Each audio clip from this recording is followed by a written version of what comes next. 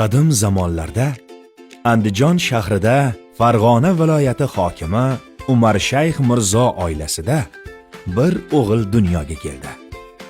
Unga Zahiriddin Muhammad deb ism qo'yildi. Zahiriddin Muhammad saroy muhitida ilmli va tartibli oilada ulg'aydi. Chunki otasi hukmdor, onasi esa dono va bilimli ayol bo'lgan.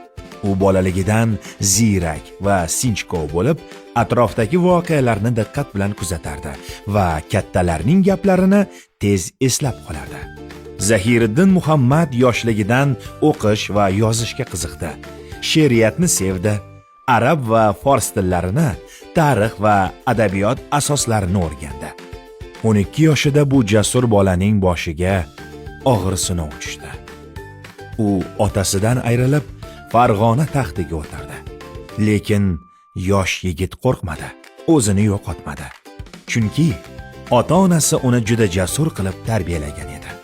Adolat, rostgo'ylik va ilmni qadrlagan bu yigit keyinchalik nafaqat buyuk sarkarda, balki shoir va yozuvchi sifatida ham tarixda qoldi.